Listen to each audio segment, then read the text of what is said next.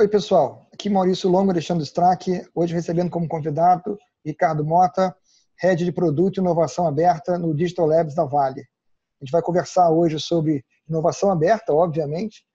E antes da gente começar, eu só queria pedir para vocês, se vocês ainda não assinaram o canal, para vocês clicarem aí embaixo para assinar e marcar o sininho para ser notificado quando saem novos vídeos. Se você está escutando o podcast e não assinou ainda, fazer a assinatura na sua plataforma de preferência. E, por último, se você gostar do que você está vendo aqui, você deixar o seu like como feedback para a gente. Então, Ricardo, primeiro, obrigado por aceitar se juntar a gente aqui para esse papo.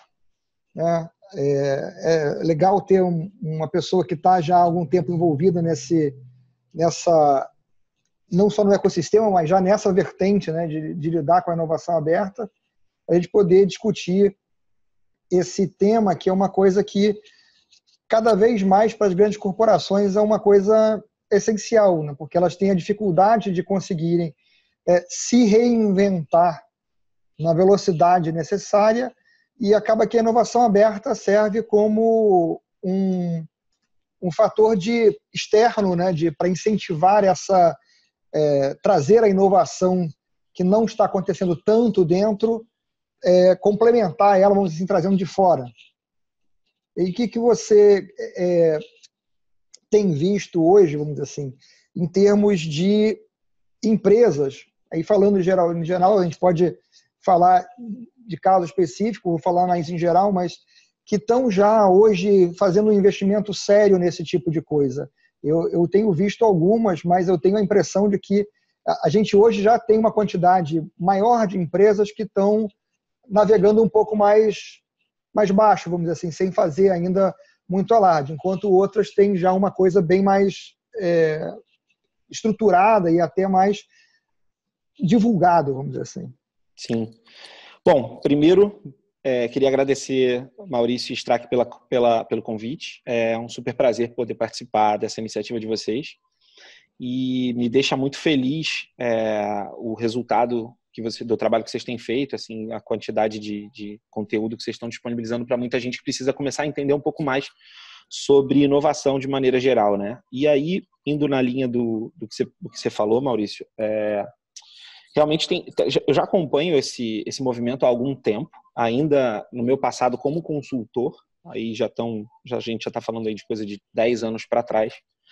E por me envolver diretamente com o ecossistema de startups, eu comecei a observar muitos movimentos de algumas grandes corporações que estavam em busca de encontrar nesse grande universo de empreendedores que fazem as coisas da maneira diferente das grandes corporações, soluções para os seus problemas internos. E quando eu migrei completamente da área de consultoria para o ecossistema de startups, foi quando eu realmente consegui entender que as empresas estavam fazendo, e mesmo eu, dentro das empresas onde eu estava trabalhando, estava fazendo esse movimento de inovação e hoje um pouco do que se fala de transformação digital de uma certa maneira equivocada. E aí a gente vai aprofundando, vai estudando, vai lendo, vai vivenciando e começa a perceber que as iniciativas de inovação que as grandes corporações estão fazendo, na maneira tradicional, inovação corporativa, inovação fechada, você pode dar o nome que você achar melhor, essas iniciativas elas são paliativas frente aos movimentos de disrupção que os mercados onde essas grandes empresas estão inseridas vão acabar sofrendo. E elas continuam apenas tapando o buraco, corrigindo pequenos problemas, mas nunca pensando no para onde elas vão. E é isso que me encanta, né? Conseguir fazer o exercício de mostrar para algumas empresas ou para algumas iniciativas que, se relacionando com a diversidade do que é criado do lado de fora, elas são capazes de dar um passo mais largo e caminhar sentido ao que a gente chama, né, no nosso dia a dia, de inovação. Então, tem diversas empresas que vêm fazendo isso com certo êxito. Poucas aqui no Brasil eu tenho visto fazer da maneira ideal, ou pelo menos conseguir os melhores resultados, mas já está acontecendo. né? Então, tem alguns exemplos que que eu vinha acompanhando, inclusive na época que eu estava na WeWork recentemente, e Nestlé, Procter Gamble, enfim, algumas empresas já estão fazendo seus exercícios, mas como são muito grandes, caso inclusive da Vale, motivo pelo qual eu vim para cá, elas criam suas iniciativas de transformação digital, entendem que podem fazer de uma maneira diferente.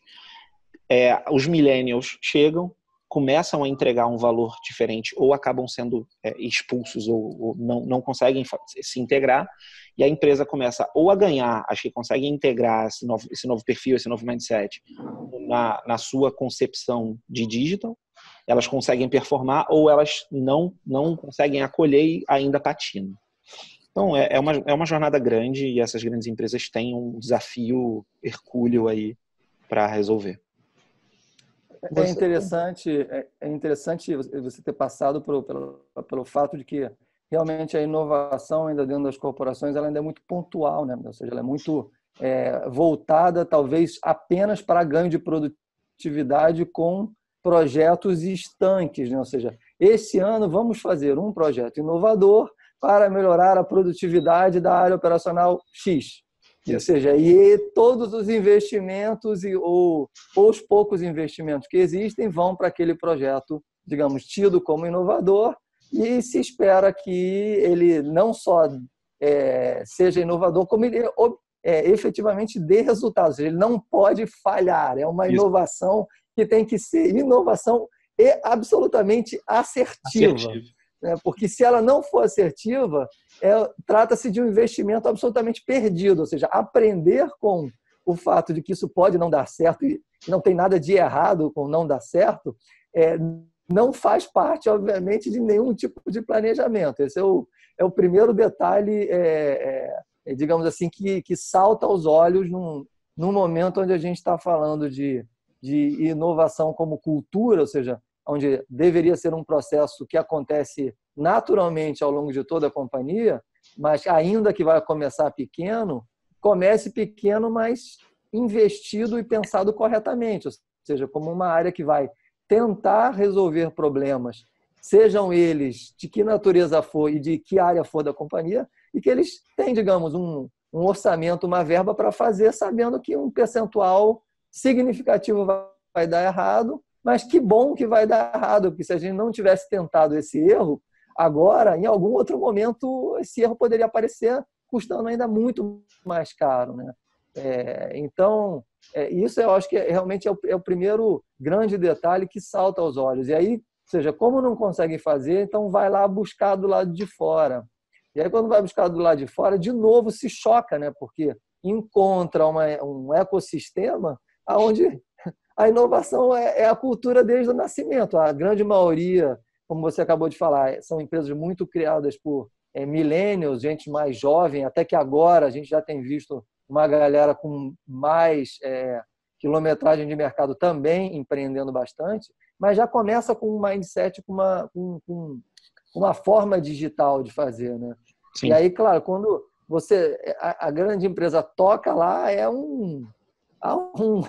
se não tem alguém, digamos, como você ou como outros que estão tentando fazer esse papel para fazer a ponte, é como se tivessem um falando russo, o outro falando inglês e não existe Google Translator no meio do caminho, ou seja, não rola nem diálogo, porque é muito diferente, né? Exato. E eu enxergo a analogia que você usou agora, Strack, para mim é a analogia que eu uso no meu dia a dia, é uma tradução. De fato, a gente está fazendo uma interpretação, quando a gente está do lado corporativo, do que a empresa pensa, e a gente sabe, porque a gente já tem uma bagagem de ter trabalhado muito tempo com isso, para esse mundo digital, para esse mundo que não vê fronteira, para esse mundo que não tem comprometimento, não digo com a seriedade, mas com o compliance que as grandes empresas precisam ter. Eles querem quebrar regra. A startup ela tá exercitando o quão elástica é a nossa capacidade da grande empresa, no caso, de se adaptar. E é isso, é assim que ela vive. E as empresas ainda não conseguem entender que elas precisam, de fato, flexibilizar, dar autonomia. elas ainda têm, eu ainda vejo casos de executivos de algumas áreas de grandes companhias que falam, não, eu não posso deixar um cartão de crédito corporativo na mão de um funcionário, porque vai dar problema. E, infelizmente, não é assim. Porque junto com essa autonomia, a gente também tem responsabilidade, né? Do lado de fora, as startups também estão tentando fazer o trabalho delas de mudar o mundo para o que elas entendem ser o certo. E se esse casamento acontece da grande corporação com o propósito dessa startup, cara, isso é benéfico para todo mundo. E esse é o grande desafio, né? Traduzir essa linguagem e falar, poxa, eu quero chegar no topo do Everest, que é o meu propósito, é o meu propósito como startup, mas ao mesmo tempo o propósito da grande corporação é chegar no topo do mundo. Beleza, cara, só estamos mudando o nome. Um está botando ponto lá como o nome da montanha e o outro está colocando como o ponto mais alto. Mas é o mesmo. No fim do dia, um pouco do mesmo. Você tem uma analogia que a gente tem usado, até a gente publicou um artigo sobre isso outro dia, que é do jogo infinito, do jogo finito. Então, a maior parte das corporações, elas passam o seu tempo como se estivessem fazendo parte de um jogo finito. Sim. Um jogo que você pode ganhar. E o jogo dos negócios, vamos dizer assim, não se ganha, porque não existe um vencedor. Sim. Pode, por alguma métrica, você pode se considerar na frente de outro cara hoje, você pode ter superado uma meta que foi colocada para você, tal, mas esse jogo existe independente do que você faz, né? Você nunca ganha ele nunca acaba.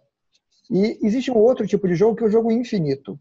Sim. E aí, no jogo infinito, o seu objetivo não é ganhar. O seu objetivo é continuar no jogo. Isso. E, na minha visão, a maior parte das startups, elas estão muito mais antenadas, vamos dizer assim, de que elas estão num jogo infinito, porque a primeira preocupação delas é continuar no jogo. Sim. Ter condição de continuar jogando. E é curioso porque em muitas corporações você vê a preocupação com ganhar aquele ponto, de marcar aquele ponto porque você atingiu uma meta tal, ela é seguida à risca mesmo quando aquilo é detrimental ao sucesso da companhia de médio e longo prazo. Porque eu tinha aquela meta para seguir agora, para alcançar agora, né?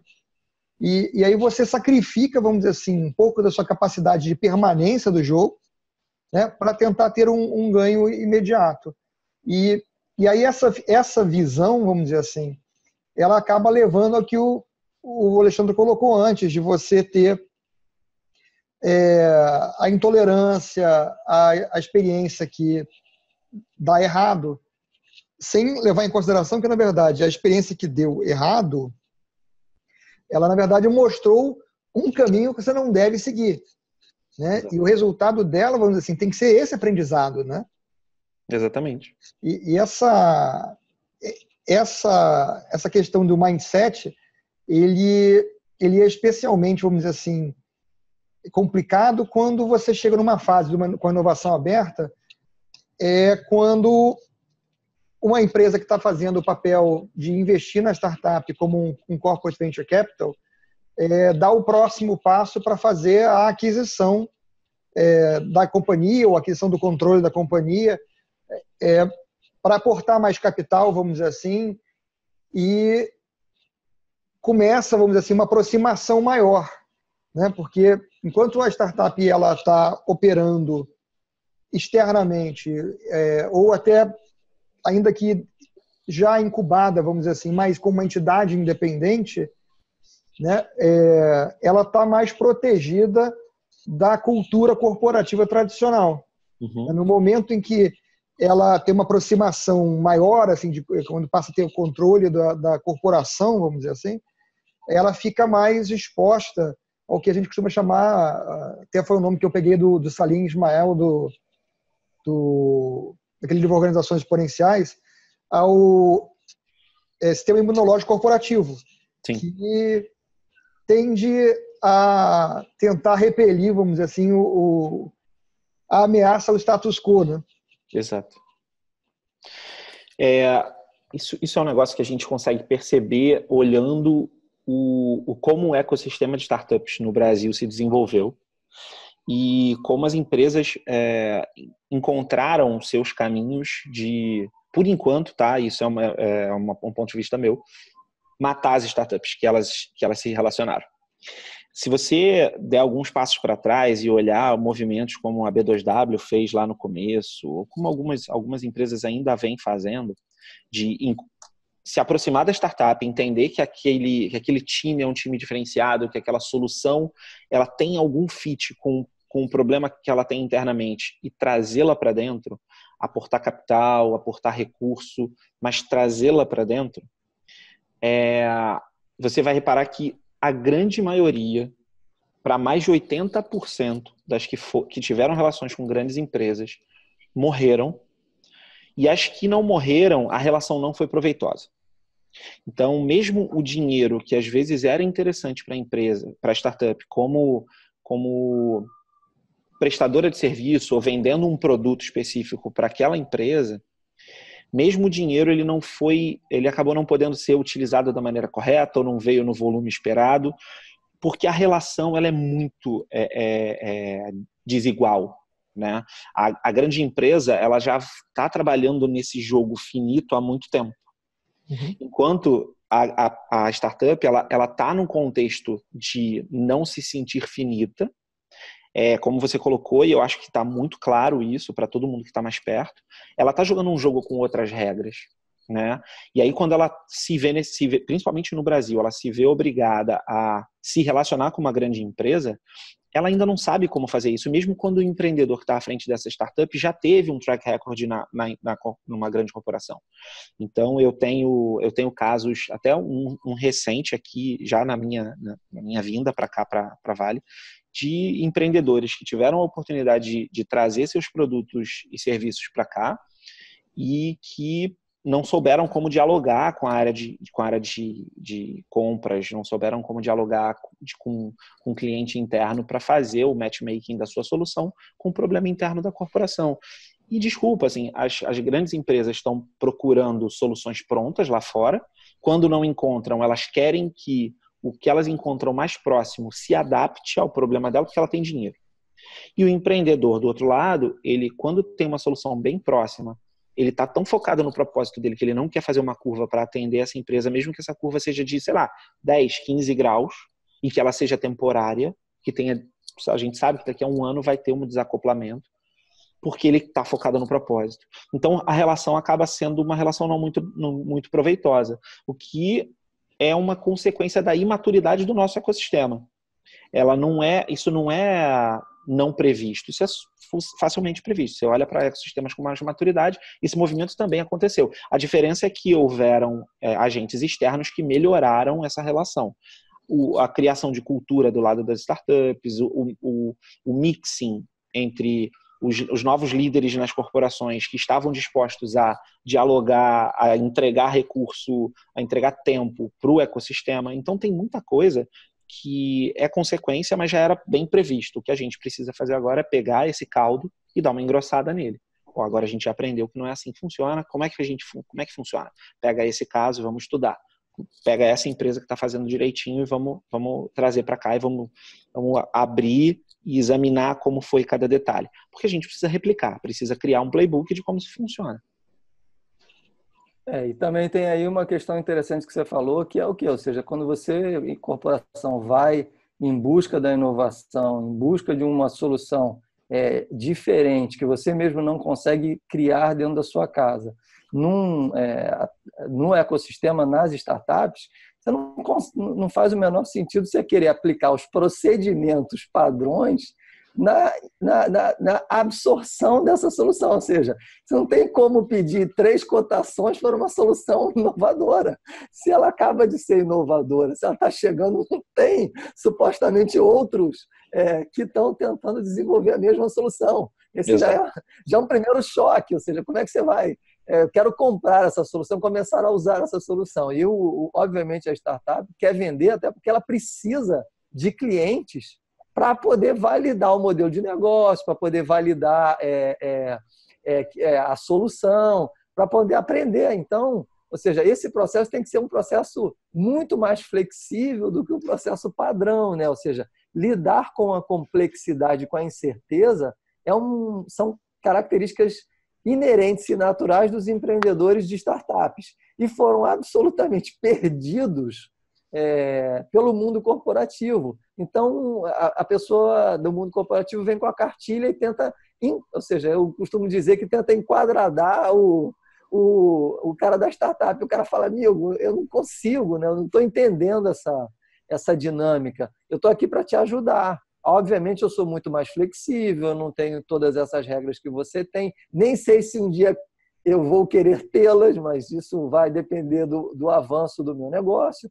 O que eu quero é poder te ajudar com essa visão que eu tenho, porque eu já consegui identificar que tem um pouco de market fit com o seu problema. Isso. Agora, se você vem com todo o seu peso corporativo, de um monte de compliances, cara, eu não consigo mais ser um cara que possa te ajudar. E a má notícia é que você não encontra outro como eu que possa te ajudar. Então, você não consegue resolver problema nenhum. Você Exato. Fica com o seu problema, mesmo sabendo que eu tenho uma possível solução, e a gente não consegue encontrar, literalmente, esse denominador, né? Essa lacuna aí que realmente tenha gerado isso que você acabou de falar, mata, né? E a gente tem visto, visitando as empresas, conversando com os outros executivos, o que a gente mais tem visto é esse tipo de iniciativa onde a empresa grande vai, descobre uma startup e aí ela simplesmente, como ela não tem um plano, uma metodologia, uma visão de futuro, ela fala, acho que esse negócio aí resolve meu problema, hein? Vai lá e compra os caras. Como o Maurício falou, comprou, traz para dentro de casa, é um desconforto absurdo, né? Porque, obviamente, é água e óleo, né? Não rola a mistura, né? Fica um em cima e o outro embaixo. E a pressão, claro, começa a subir, porque a corporação fala, pô, investir nesses caras e não estou conseguindo ver resultado, Ou seja, pega uma solução que está iniciando o seu ciclo de vida e tenta botar nela todo o estresse corporativo. Bum! O que acontece é que, cara, na maioria das vezes o que a gente vê é que passa o período contratual onde o empreendedor não pode abandonar um barco. Quando ele pode, ele abandona e fala, cara, vai ser feliz, eu não quero mais saber disso, vou fazer de novo. Exato. E agora já aprendi que não posso ser comprado. Se alguém vier aqui querendo me comprar, eu não quero essa grana, porque ela mata a minha iniciativa, ela não é saudável. Né? Isso aí. E isso é ruim. É algo que o nosso ecossistema ainda vai ter que aprender a lidar por um bom tempo, porque outros ambientes, como no Vale, por exemplo, ou em Israel, enfim, onde você tinha acesso a capital de diversas formas, não tiveram esse primeiro problema. No nosso caso, a gente tem uma dificuldade grande, que é a dificuldade de não ter o acesso a capital e ele só está na grande empresa. Então, quando uma grande empresa abre um edital, seja em conjunto com a Firjan, seja um edital próprio, seja qualquer tipo de iniciativa de relacionamento para trazer as startups para perto, eles acabam criando uma espécie de ratoeira. Porque o empreendedor ele vai chegar, ele vai falar, bom, legal, tem 500 mil aqui, de repente faz sentido para mim, mas a regra do jogo ela está muito subentendida. E esse trazer para dentro, e aí você sabe dos gatilhos para saída, isso que você colocou, pô, o cara não pode empreender de novo por um período, ou o cara tem que ficar pelo menos um ano nessa operação. Todas essas informações, elas estão meio que subentendidas, estão nas linhas pequenas. E o empreendedor, ele tá naquela, poxa, eu não consigo dinheiro do lado de fora. O investidor anjo, ele quer um pouco de controle. Ele tem a tese dele e não tem fit comigo. Mas aí, pô, a empresa tem, cara. Eu posso ir lá e tentar resolver. Aí ele chega lá, fica preso. E ou ele vai incorporar todo o comportamento do executivo também e vai começar a entrar fazer o jogo e de fato vai fazer um spin-in e vai admitir, beleza, meu negócio agora vai ser só dessa corporação aqui, ou ele realmente vai sofrer bastante. E para o empreendedor no Brasil, que não tem cultura de empreendedor, que não foi educado como empreendedor, na jornada de vida dele, ele foi... Cara, eu tava pensando, eu sou, como vocês sabem, eu represento a Startse aqui no Rio também.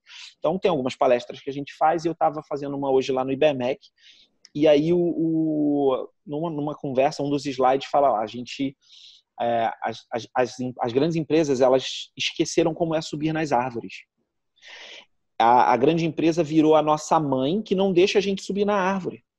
Porque se você subir na árvore, você vai cair, você vai se machucar.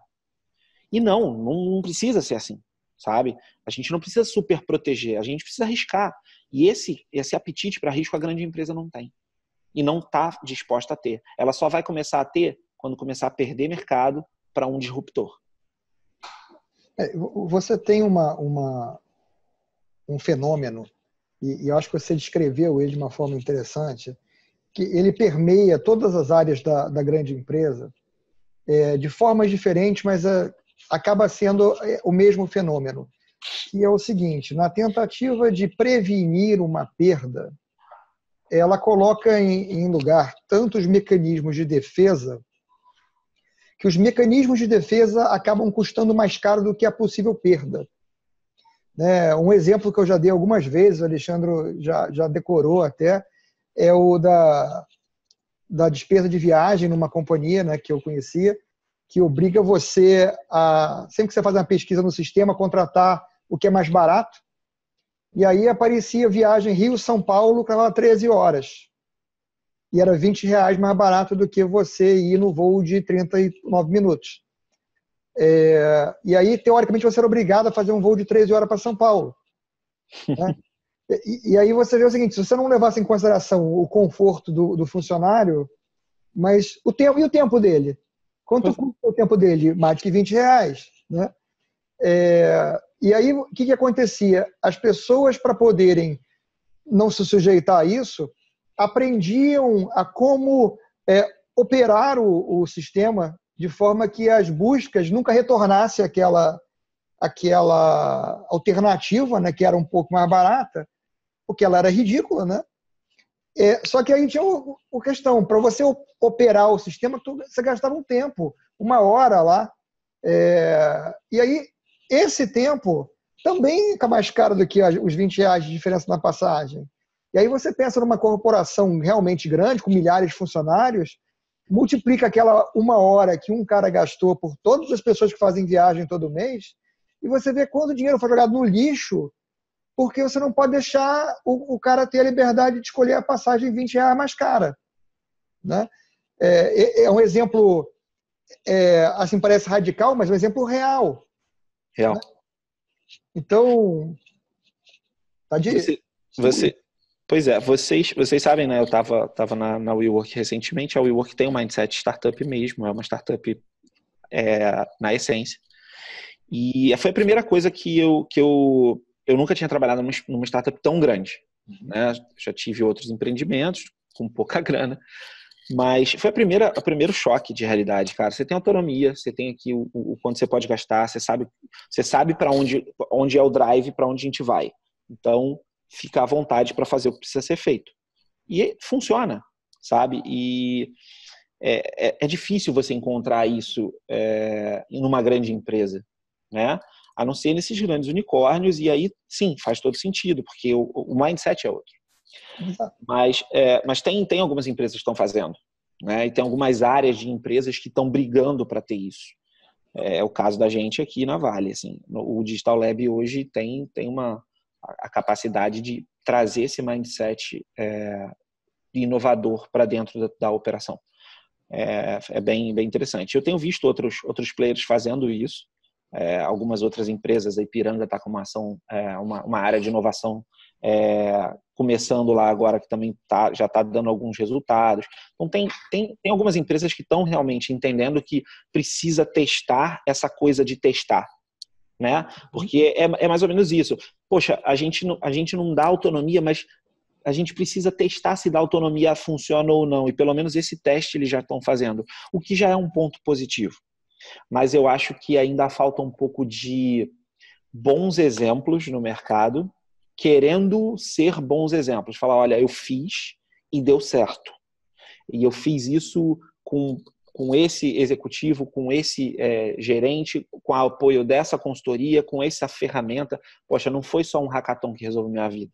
Foi uma jornada, né? A gente assumiu um compromisso com essa mudança, com essa transformação, porque está muito fácil falar sobre transformação digital, mas está muito difícil encontrar quem está falando de transformação de cultura. E esse é o ponto em que a gente volta repetidamente aqui. A gente, quando a gente começou a gravar os vídeos, a gente estava até tentando evitar de voltar no mesmo tema muito frequentemente, mas assim, esse é um tema que não tem como evitar. A cultura corporativa, ela é a base de tudo. Quando a gente fala sobre transformação digital, muitas pessoas associam direto com a tecnologia por causa da palavra digital. Mas o ponto base, a essência da coisa, são as pessoas. E a mudança de mindset que é a verdadeira transformação digital. É a mudança para um mindset de experimentação, um mindset de questionamento da situação atual, na consciência de que a situação atual ela não perdura. Ela vai estar em constante transformação e que você precisa estar em constante transformação para poder lidar com isso, né? Claro. São dois débitos, né? Claramente, que as empresas, enquanto a gente tem discutido isso muitas vezes, né? É o débito tecnológico, técnico, digital, e eles olham para esse como se esse fosse resolver todos, e junta com um débito organizacional, que é o que vocês estão falando aí, né? Ou seja, acreditar nas pessoas, literalmente dar a elas a autonomia, porque elas vão conseguir tomar decisões, e se elas errarem, ou seja, faz parte de qualquer tipo de erro. Eu costumo citar como exemplo o seguinte: na sua empresa, você se considera muito inovador, tal. Então vamos supor que você resolveu fazer um teste com um determinado projeto e essa brincadeira custou, sei lá, R$1 milhão e deu errado. Como você reage? Você chama as equipes que se envolveram nesse projeto e, vamos aprender o que deu errado aqui, porque nós vamos ter que voltar a investir na solução desse problema. Então, perdemos 1 milhão, mas ganhamos 1 milhão em aprendizado. Ou você chama os caras aqui para dizer, e agora não vai ter jeito, eu vou ter que falar como os caras corporativos falam. Que merda vocês fizeram que botaram 1 milhão na perda? Ou seja, porque se você tem essa segunda mentalidade, você ainda está olhando para a inovação com descrença, ou seja, você ainda está com medo, usando o exemplo que você deu, Ricardo, de subir na árvore. Você está falando, cara, não sobe na árvore, porque subir na árvore você cai e se machuca. Só que, cara, subir na árvore tem o subir na árvore e se dar bem, ver a paisagem lá de cima e ser feliz, e tem a possibilidade de você pegar um caminho errado na subida da árvore e cair, mas não tem jeito. Algumas vezes você vai cair, outras você vai subir, vai se dar bem. Faz parte digamos, do processo de se acostumar com essa experiência, com a experimentação. Ou seja, a experimentação, ela exige isso, ela exige a consciência. Primeiro, a única forma de mudar mindset é experimentando, se sujando, digamos assim, botando a mão na massa. Você vai ter que tentar, que ler, assistir os vídeos que a gente está fazendo aqui. O racional não muda mindset, não adianta. Ele dá pistas, mas você vai ter que tentar, né? E quando você for tentar, algumas vezes você pode dar certo e outras muitas vai ter que dar errado. E aí, ou seja, como você lida com essa questão do erro, que é fundamental. E aí, cara, as organizações elas precisam passar a ter essa tolerância, né? Ou seja, passar a acreditar nas pessoas que elas não fizeram propositalmente algo para dar errado. Elas fizeram o seu melhor em busca de que desse certo, mas isso. Shit happens. E deu errado, entendeu? Deu errado. Vamos ver onde é que deu errado, né? Ou seja, a gente até brinca, e a gente já exemplificou aqui algumas vezes, que nos primeiros lançamentos da SpaceX, né? Acho que foi no primeiro Falcon, Falcon 9, né, Maurício? E quando foi lançar, o Elon Musk foi assistir e disse, cara, essa coisa vai explodir, né? Não, é o primeiro Falcon Heavy. Ele convidou as pessoas para ver o lançamento e falou, de qualquer forma, eu garanto uma coisa, vai ser interessante. É isso, cara. Não vai dar certo. Pois é, e faz parte, cara. Assim, a gente também tem que tomar cuidado porque no Brasil as coisas são complicadas. As pessoas às vezes enviesam demais o que elas ouvem, elas não vão profundo para tentar entender. A gente tem que tomar cuidado com não estimular a cultura do erro como algo extremamente positivo. O erro ele tem que acontecer, a gente sabe disso, mas o erro tem que ser fruto de uma busca incessante pelo bom resultado.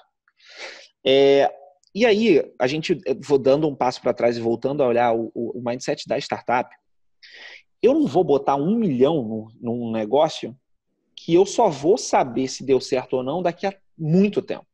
Não, cara, eu vou botar 50 hoje, 50 semana que vem, 100 na outra, porque os 2 de 50 que eu botei deram certo. A experimentação, ela também tem que ser extremamente incremental. Então você tem que fazer pequeno, o MVP tem que ser pequeno. Eu tô cansado de pegar startup, cara, com MVP que já é solução. Solução não é MVP, cara. MVP ainda é dúvida pra caramba. E a grande empresa precisa entender isso também. Eu não preciso, olha, vamos agora montar a célula, montar um novo squad para resolver este problema. Cara, não precisa montar um grande squad. Você não precisa ter os melhores profissionais. Até porque, sendo bem transparente, tecnologia é commodity. Estamos falando de transformação digital, lá. Cara, não é só a tecnologia. A tecnologia vai ser só o meio. Não é ela que vai resolver. As pessoas, como vocês falaram, que de fato vão fazer isso acontecer. Você vai pegar um cara que tem um mínimo de senioridade e responsabilidade com aquilo, o cara que veste a camisa, que tem olhar de dono, e vai falar, amigo, vou te dar a oportunidade de salvar essa situação. Você vai ser o cara que vai resolver esse problema. Você vai ser nosso herói nisso aqui. E aí vai compor com ele, passo a passo, o processo de aprendizagem. Então você já vai saber, por exemplo, ao invés de diagnosticar que botou 1 milhão e ter que falar como vocês botaram nesta M 1 milhão de reais. Não, você vai falar, cara, a hipótese é essa aqui, você botou 100K, avançou, deu o próximo passo, mediu. Porque métrica, cara, quer queira, quer não, vai ser o que vai ser o save my ass desse cara quando gastar esse 1 milhão. Ele vai botar 1 milhão na iniciativa, deu errado, mas ele tem o save my ass, sacou? Ele tem lá, ó, cara, nesse ponto eu aprendi, nesse ponto aqui eu vi que se for por esse caminho não vai dar certo, nesse aqui a gente viu que tem uma grande possibilidade. Então, esse dinheiro foi investido numa puta aprendizado, uma aprendizagem. E tem que ter em mente que se você fosse tentar fazer a mesma coisa da forma tradicional, você provavelmente iria gastar o 1 milhão, 2, 3, antes de você ter ideia de que não vai dar certo, né? Exatamente, você vai gastar isso só na contratação da consultoria que vai montar o projeto para você. Não vai nem contar com a implantação. Então, é de fato o mindset. E eu tenho um amigo, um grande amigo, o Marcos André, ele é terapeuta, enfim, ele fala uma coisa engraçada. Nós passamos a nossa infância inteira vendo os nossos pais falarem pra gente, infância, adolescência, período de escola, vendo os nossos pais falarem pra gente, para de brincar, não deixa teus brinquedos espalhados, para agora, depois de adulto, ter que passar um dia inteiro numa oficina de Lego. Sabe? A gente tá vendo um monte de gente passando a adolescência com o pai falando, você não para de ficar indo pra lama, não faz bagunça, para ir pra resort, ficar fazendo atividade lúdica. Então, tem alguma coisa errada, sabe? Então, Isso é bem interessante que você tocou, porque há mais ou menos 1 ano atrás eu dei uma palestra na Rio Info do ano passado, onde eu abordei exatamente esse tema da questão da mudança do mindset. Eu falei, a gente já mudou, a gente já digitalizou muito das nossas relações com vários serviços e produtos no nosso dia a dia, mas a gente ainda continua ensinando o mindset antigo, do tipo, não entre no carro de desconhecido, mas a gente pega Uber, que é um carro de desconhecido todo dia. Exatamente. O maior o conhecimento que a gente tem é o que está no aplicativo, que a gente não tem nenhuma certeza se está certo ou se está errado, mas o que faz ele estar certo é o julgamento dos outros que pegaram aquele carro daquele desconhecido. Exato. Mas a gente já passou a considerar isso normal, mas quando a gente educa, a gente ainda repete o mindset antigo. A mesma coisa sei lá, não entre não abra a casa de estranhos. Aí você pega a Amazon nos Estados Unidos fazendo entrega dentro da casa das pessoas. Olha aqui. Por quê? Porque, na verdade, você começou a romper totalmente o mindset, só que aquelas pessoas que ainda estão com a educação e com a forma tradicional, ela não consegue enxergar esta possibilidade como algo viável, né? Essa parte do teu raciocínio está bloqueado, que virou um valor tão enraizado que você não tem coragem de desafiar ele. E aí você não vai desafiar aquele valor, um monte de soluções vão ficar absolutamente impossíveis. Vamos falar a verdade. Quando que a gente imaginou que no centro da cidade, de uma grande cidade como o Rio de Janeiro, transportes de pequeno deslocamento, o táxi, o Uber iam deixar de fazer para você fazer de patinete? Né? Quando?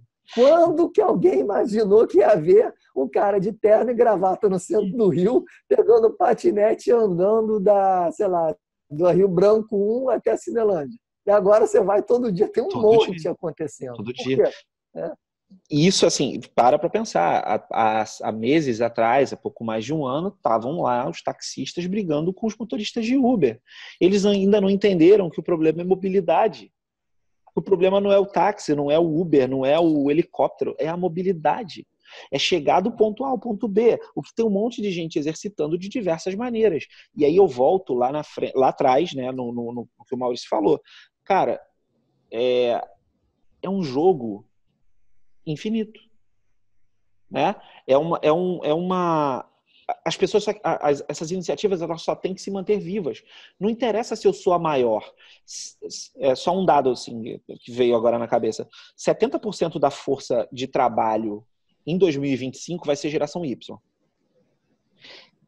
Foi feita uma pesquisa com 2.700 pessoas nos Estados Unidos e para essa mesma geração, apenas para 11% dessa geração a marca importa. Apenas para 11% dessa geração, o quanto elas vão ganhar no trabalho dela importa. Olha que absurdo. Né? A gente está vivendo uma transformação muito grande do lado de fora que essas grandes empresas precisam começar a entender que vai acontecer, vai chegar para elas. Esse pensamento vai chegar para elas.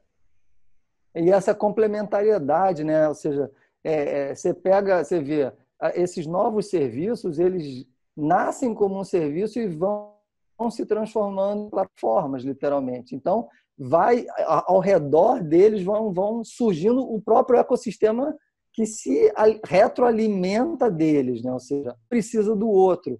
Isso não tem, dentro desse mundo, isso é visto como uma coisa natural. A grande empresa ela ainda tem medo, né, de se juntar a ecossistemas. Ela fala, por que eu vou me aproximar de uma outra empresa para, sei lá, juntar o meu serviço ali se ela compete comigo em outra coisa? Mas isso é normal. Ou seja, você pode ser competidor numa determinada área e ser parceiro numa outra que não tem nada a ver. Ou seja, isso é absolutamente normal. E se você não se permite isso, você está perdendo a oportunidade, porque a questão vocês já devem ter visto aquela imagem que não adianta mais você ter um peixe grande, né? Do outro lado vem um montão de peixe pequenininho que ficam muito maior do que você, que é aquele peixe grande. Não interessa o seu tamanho.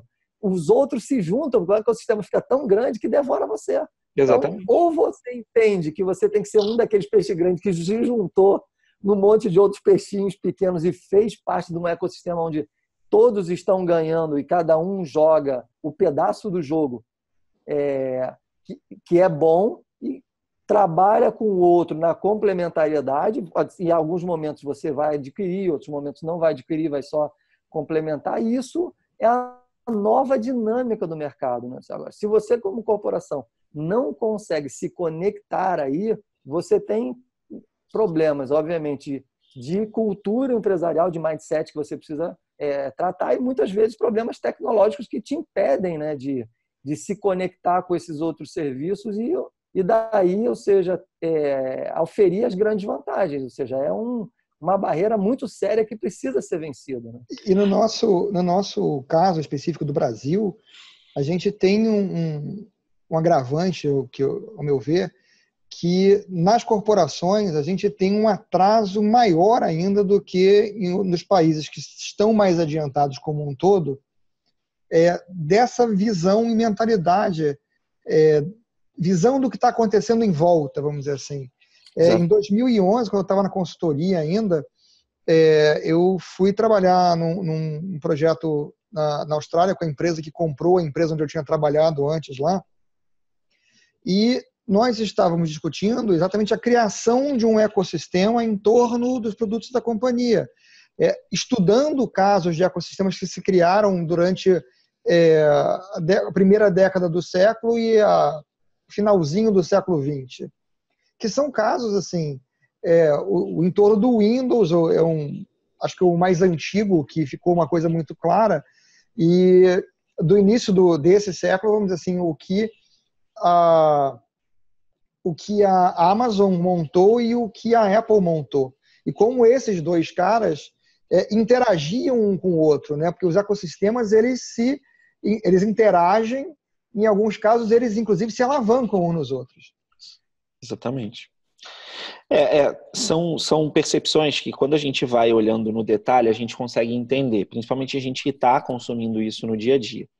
O que eu vejo que é complicado é um sentimento que eu acho que as grandes empresas acabam tendo por uma pressão da área de marketing ou, sei lá, da área comercial, do RH.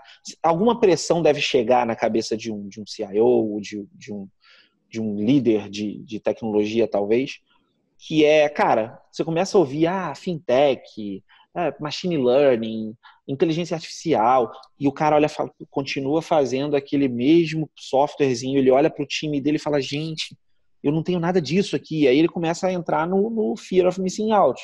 Ele começa a pensar, caramba, eu vou perder isso. E aí entra o primeiro problema, que é fazer sem saber fazer sem se estruturar, fazer sem falar com quem está fazendo, né?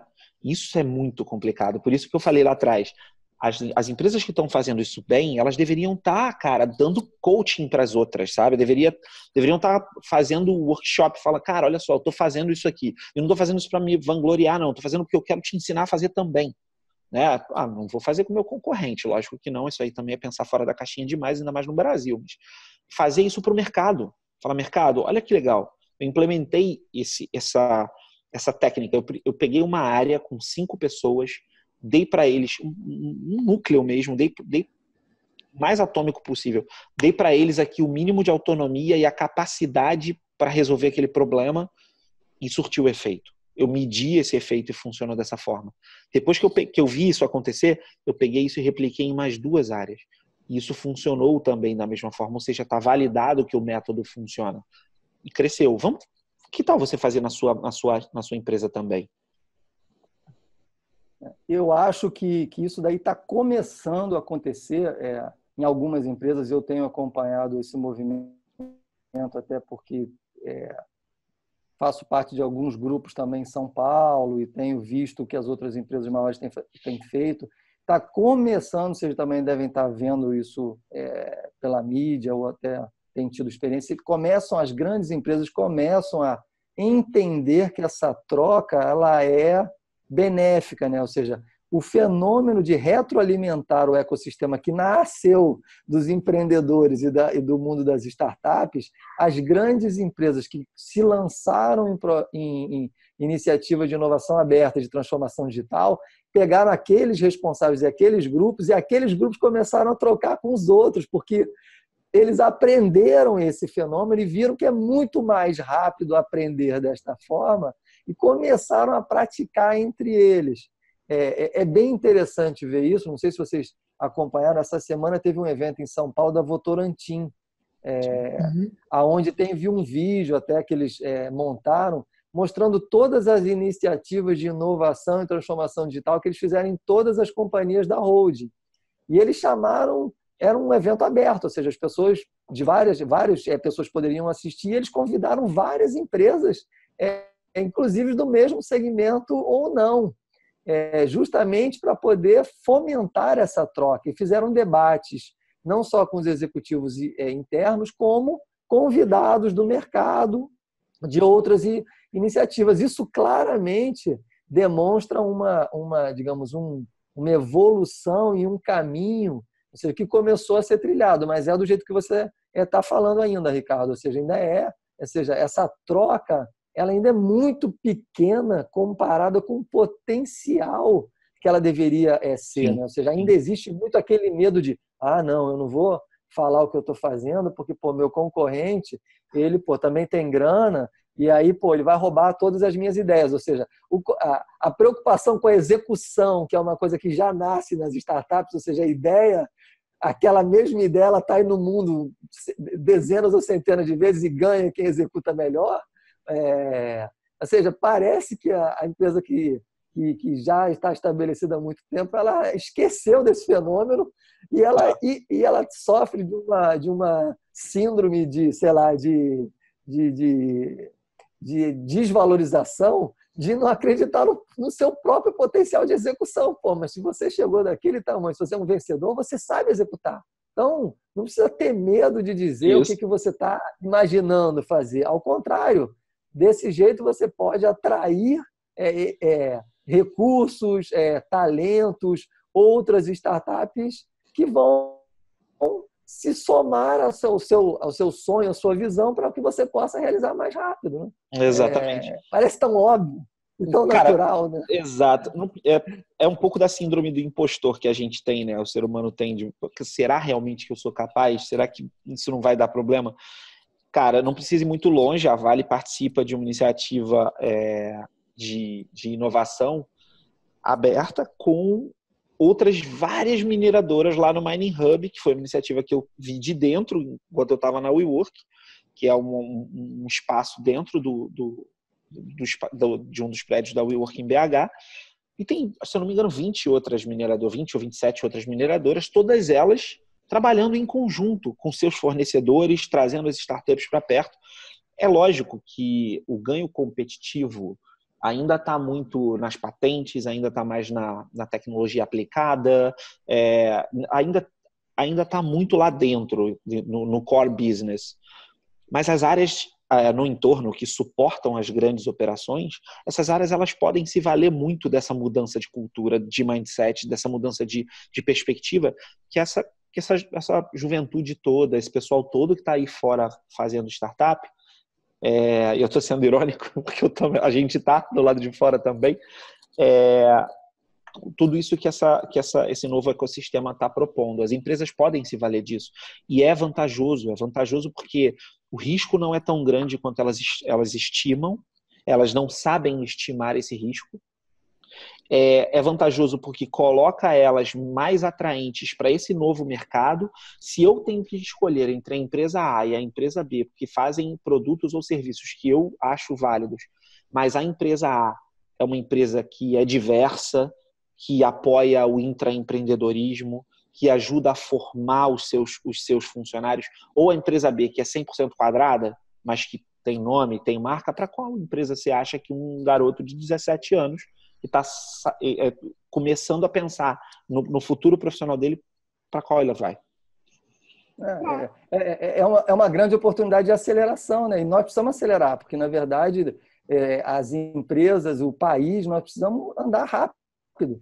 Se as empresas não ajudam e empurram para que o país tenha algum tipo de plano e faça com que isso se acelere, nós vamos ficar no fundo da história, né? E isso, para as grandes empresas, é simples. Elas saem daqui, vão para outro país e dane-se quem fica aqui. Os maiores talentos é a mesma coisa. O cara imigra, vai para o outro lado, e aí, o que sobra no Brasil? Isso é um problema muito sério, né? Não ter um plano de país é um problema seríssimo. Enfim, eu realmente acredito que esse ecossistema tem esse poder de gerar essa aceleração e comover ou fazer com que o resto da sociedade entenda, cara, que esse é o caminho, né? Porque a janela de tempo ela está se fechando e a gente tem falado muito sobre isso, né? O futuro do emprego, cara, muito mais feio do que as pessoas tentam pintar, né? Ou seja, sem nenhum tipo de preconceito, mas o motorista de caminhão não vai virar engenheiro de machine learning Não vai. em 1 ano, em 2 anos, muito provavelmente em 15, porque ele não tem a base para conseguir adotar esse novo caminho, né? Então, ou seja, só E para a ele gente vai não ficar mudar de desempregado. tópico, mas esses são problemas que precisam ser endereçados. E eu acho que esse bom relacionamento entre todas as entidades do ecossistema pode acelerar isso e fazer com que essas entidades entendam que elas têm que se mexer desde já, porque senão o futuro do país, dessa sociedade, é bem feio, né? As pessoas não gostam de falar, mas Mas é feio, feio de verdade. verdade. Acho que é isso. Esse, no final das contas, é a razão pela qual a gente faz o que a gente está fazendo aqui hoje, né? O canal Mundo Exponencial ele foi criado originalmente com o propósito de colocar essas ideias, esses pensamentos, vamos dizer assim, à mostra, porque a verdade é que, como diz o nosso parceiro, né, o André Bretas, a ficha do óbvio não cai na mesma velocidade e ao mesmo tempo para todo mundo. Então, aquilo que para você que está enfiado nesse ecossistema já há um tempo é óbvio, para o Alexandre também que está envolvido com isso há um tempo é óbvio, eu que já fui trabalhar em startup do outro lado do planeta, na Austrália, tem coisa que para mim parece assim que a gente está vendo piada, né, quando a gente olha para determinadas coisas, mas não é óbvio para todo mundo, porque cada um tem experiências diferentes. Exato. Né? Exato. Então, não dá para a gente confiar na obviedade desse processo. O que a gente tem que ser é empírico, de fato, é olhar e observar, através do que a gente aprendeu, do processo exploratório científico, o que está acontecendo. As empresas estão sendo atropeladas por startups. O comportamento está mudando e não é só porque a gente acha que... É realmente tangibilizar o caminho para onde essas grandes empresas estão seguindo e comparar com outros indicadores que todo o mercado está fazendo. Aqui realmente é uma tarefa difícil. Não é porque a gente está convivendo com isso o tempo todo que a gente vai ficar bradando aos 4 ventos e que é fácil. Não é. E cabe a nós que já temos essa sensação de obviedade, traduzir, e aí eu volto lá no que o Strack falou no começo, que a gente precisa realmente fazer essa tradução. A gente precisa ser veículo para que essas empresas entendam a comunicação que está sendo feita com essa modificação de tecnologia, de cultura, de comportamento, e elas possam se sentir tranquilas o suficiente para testar e aprender com esses testes.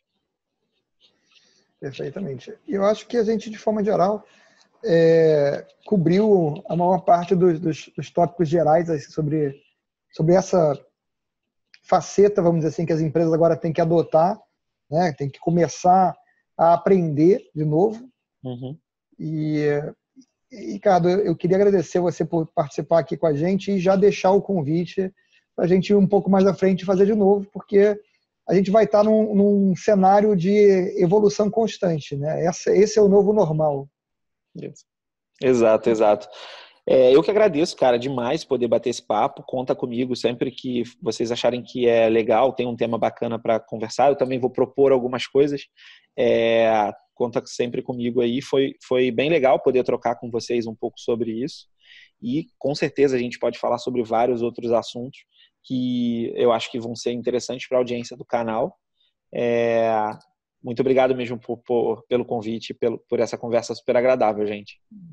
Valeu, Ricardo. Obrigado. Como o Maurício falou, assim, vamos com certeza fazer várias outras conversas e é muito importante isso mesmo, porque o caminho é difícil, mas é possível, né?